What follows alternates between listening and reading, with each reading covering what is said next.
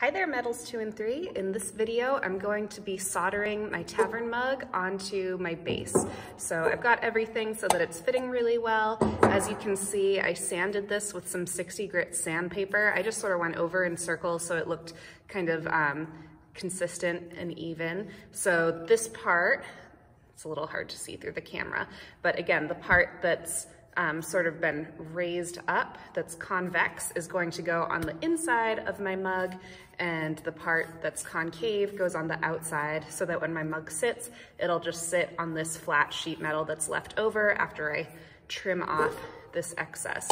So this is all ready to go. You can see I have a little bit of excess sticking out, so I'll trim that off after this is soldered together. So now I'm just gonna go ahead and do that.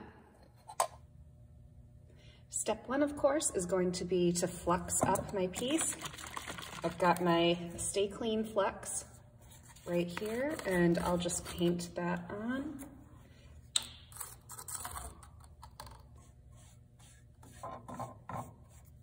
On the outside of my base, in the general area where my mug is going to sit, and then I'll also paint some on the bottom of my tavern mug. Oops, sorry, let me get that so you can actually see it in the camera. There we go, cover that up. And then just make sure you position this so, you know, if you've got a fancy design, or just make sure that it's centered as best as you can. Okay. So that looks good.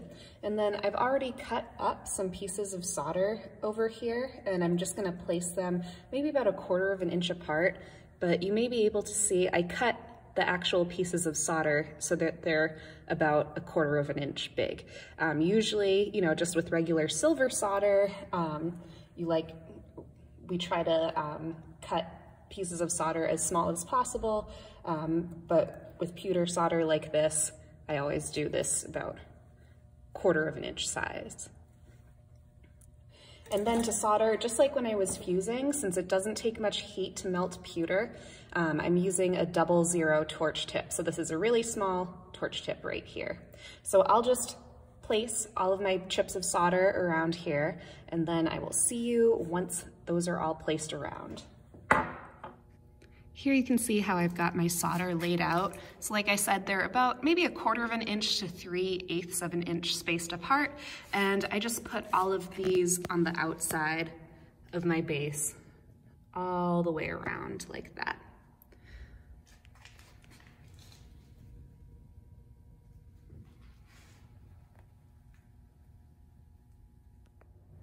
Ready to solder, so I'll just light up my torch.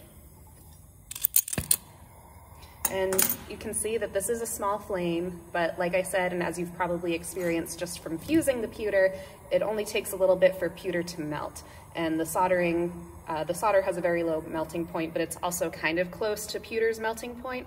So I just want to be careful and pay attention to my metal to make sure that I'm melting the solder, but there we go, I'm not melting the actual pewter. So maybe you can see this angle might be kind of weird, but my solder is melting really, really quickly. And usually when I'm soldering something in silver or copper, I like to heat the whole piece evenly, but here I'm just gonna focus on the areas where I want the solder to flow. The reason being is I don't want my whole pewter mug to heat up too much and then have a really hot spot and then accidentally melt it. So I'm going all the way around back here. Be easier if I had a Lazy Susan, but we don't have one dedicated to pewter in the studio, and I didn't want to risk contaminating any, so I'm just doing it like this. But it's nice if you have a little Lazy Susan that you can stick your piece on. Just makes it a little bit easier to spin your piece around so you don't have to go back behind it like I am right now. Let's see, I'll just take a peek around here. It looks like it went everywhere. I think I've got a nice, good seam. So I'll just sit and let this cool off. And just like when I was fusing my piece, I'm never gonna put my pewter in pickle at all. It doesn't need it. I'll just, once it's cool, I'll rinse it off with soap and water so that I'll get rid of the flecks.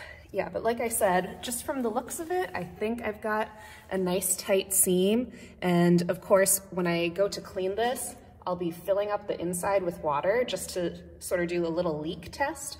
And if it looks good, then I'll trim off this excess, file the edge, and then it'll be time to solder on the handle. If it looks like I missed a spot, of course, I can just cut another piece of pewter solder, stick it right there, and patch up that seam.